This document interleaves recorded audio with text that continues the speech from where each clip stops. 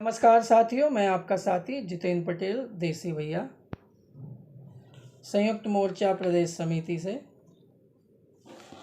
साथियों, जैसे इस समय एक विशेष मुद्दा हम लोगों के समक्ष है और यूँ कहें कि ये मुद्दा बहुत इम्पोर्टेंट तो है ही है, साथ ही साथ हमारे बहुत सारे साथियों के लिए आर्थिक संकट की भी ये स्थिति है ना। मुद्दा आप समझ गए होंगे, हमारे वेतन से संबंधित ये मुद्दा है। तो इस संबंध में आप सभी से इस वीडियो के माध्यम से चर्चा करने आया हूँ। हमेशा की तरह बहुत सारे लोगों को वीडियो अच्छा लगेगा और कुछ एक लोगों को वीडियो अच्छा नहीं लगेगा। कोई बात नहीं, अच्छा लगे तो चैनल को सब्सक्राइब कर दीजिएगा, वीडियो शेयर करिएगा, और नहीं लगे तो फिर कोई बात नहीं, वीडियो देख ज़रूर लीजिएगा, क्योंकि इसमें जो वीडियो में सूचना दी जा रही वो आपके काम की सूचना है। साथियों, हमारा वेतन का भी संकट सभी को है।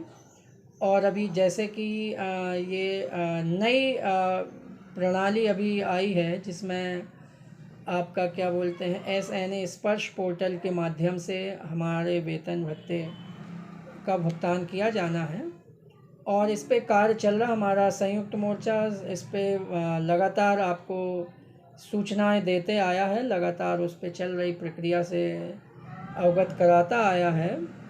और अभी आप अगर ध्यान दें तो 15 सितंबर को एक आदेश जारी हुआ है जिसमें इस आपका जो SNA स्पर्श पोर्टल है उसके माध्यम से जिला के जो अधिकारी कर्मचारी हैं उनके वेतन का आदेश आया है, जिसमें 1,61,10,052 रुपये का भुगतान स्पर्श पोर्टल के माध्यम से किया जाना है। अब सवाल ये ज़रूर हमारे जहन में आया होगा और आना चाहिए, सबके में आना चाहिए कि भाई ज़िले के अधिकारियों को दिया जा सकता है तो हमें क्यों नहीं। तो इसमें ये आपको बताना चाहूँगा कि ज़िले से अभी जो भुगतान हुआ ज़िले के अधिकारियों को ही हुआ है। जनपद और ग्राम रोजगार सहायक या जो भी अन्य प्रशासनिक मद हैं उनको अभी उनका कोई भुगतान नहीं आया। दूसरा सवाल ये आ सकता है, बहुत सारे हमारे GRS साथी मुझे व्हाट्सएप के माध्यम से भी सूचना दे रहे हैं, जानकारी ले रहे हैं और कि भैया पुरानी विधि से हमें भुगतान हो जाए। मेरा भी ये मानना था, मैंने भी अपना मतलब तीनों प्रदेश अध्यक्षों से इस बारे में बात की और मैंने भी यही सलाह उन्हें दी कि कम से कम अगर इसमें पोर्टल में इतना टाइम लग रहा तो हम नई पद्धति से, तो जो हमें जानकारी प्राप्त हुई उसमें ये भी था कि उस समय फंड नहीं था, तो फंड नहीं था इसलिए पुरानी विधि से किया नहीं जा सका। अब फंड की उपलब्धता है तो ये समस्या, टेक्निकल समस्या आ रही है। और साथियों, आपने एक पत्र आज भी देखा होगा, एक पत्र वायरल हुआ है जिसमें हमारे ब्लॉक स्तर के AOs को बुलाया जा रहा है ट्रेनिंग के लिए 23 तारीख के लिए। इसका सीधा सा मतलब ये है कि 23 तारीख तक तो हमारा भुगतान, पेमेंट का भुगतान नहीं होगा। और लेकिन इसकी भी संभावना हमें, ये इस आदेश से संभावना भी हमें, इस संभावना से भी हम इनकार नहीं कर सकते हैं कि अब जल्द ही जो प्रक्रिया थी वो पूर्ण कर ली जाएगी और हमारा वेतन जल्दी से जल्दी होगा। अभी कुछ आर्थिक विषम परिस्थितियां हमारे साथियों के सामने आई होंगी, हमारे सामने भी है।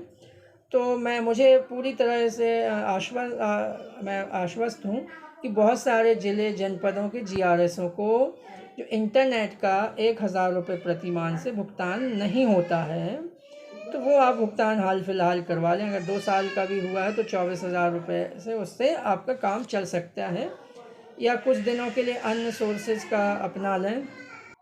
मैं ये भी जानता हूँ बहुत सारे साथियों ने छोटा मोटा लोन लिया होगा तो डिफ़ॉल्टर होने की भी संभावना बढ़ गई है।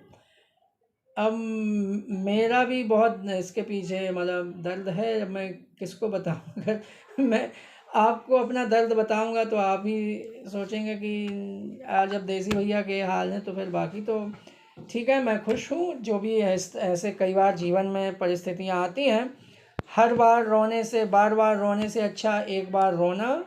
अब हम इस बार रो ले रहे हैं, और जैसे कि माननीय मंत्री जी ने हमें वादा किया था कि वो एक उससे हमें करवाएंगे, तो चलिए बहुत मंत्री जी भी हमारी उस अपने उस वादे को पूरा करने जा रहे हैं, वो एक हेड से।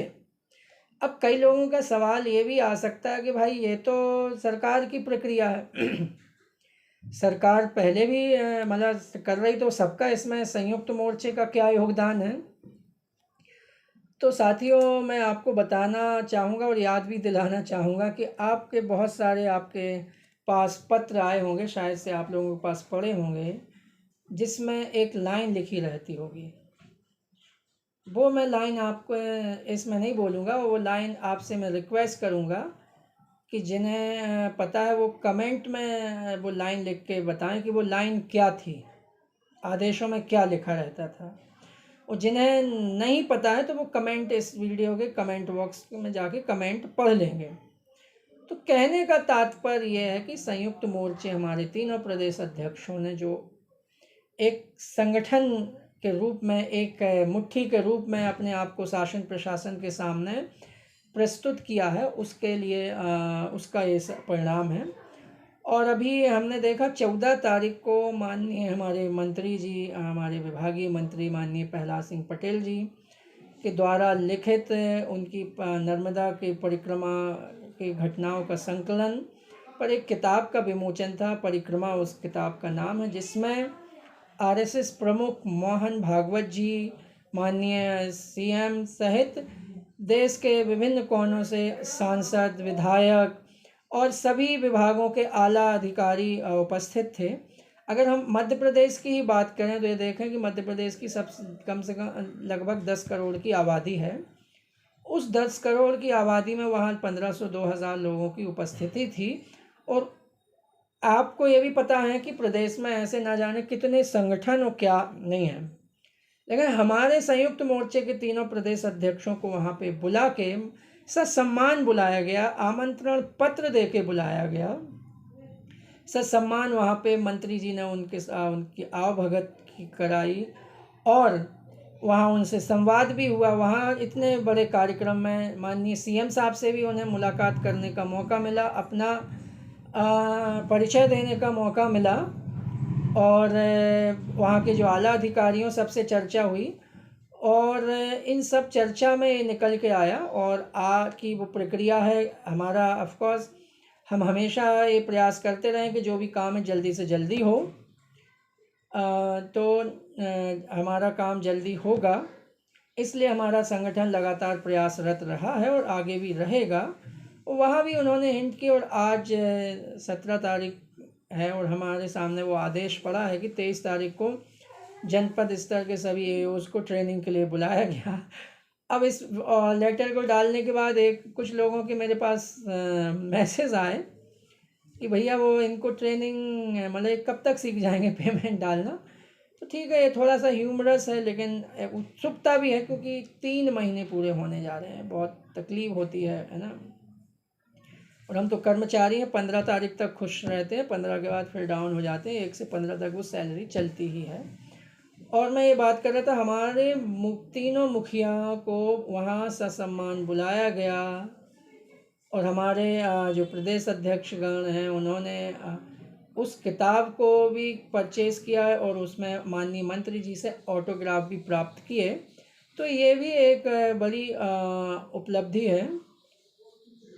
और मैं बस आप लोगों से निवेदन यही करूँगा कि साथियों, मीन मेख निकालने वालों ने तो राम पे भी है ना मीन मेख निकाला है, कृष्ण पे भी निकाला है।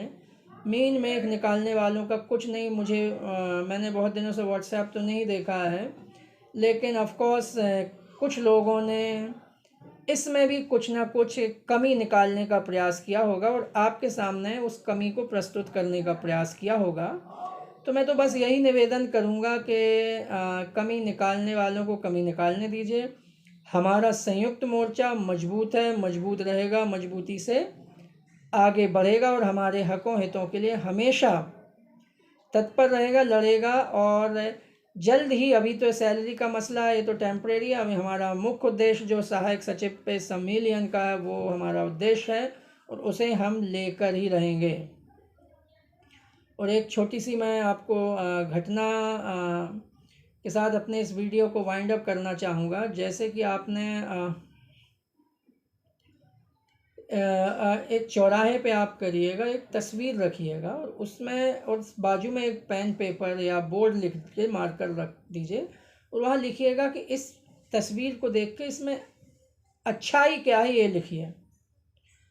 तो आप अगर संभावना तो यह है कि वो खाली रहेगा या एक दो चार लोग लिख देंगे, लेकिन अगर आप उसी तस्वीर में के लिए बदल दें सेंटेंस, इसमें खामियां क्या हैं, तो वो पूरा बोर्ड भर जाएगा और जगह भी कम पड़ जाएगी। तो कहने का मतलब, खामियां कमियां निकालने वाले कमियां निकालते रहेंगे, उनकी संख्या ज़्यादा होती है। लेकिन हमारे जीआरएस साथियों में एक चीज़ तो क्लियर है कि वो भाई समझ रहे हैं कि संयुक्त मोर्चा उनके हकों हितों के लिए काम कर रहा, आगे भी करता रहेगा।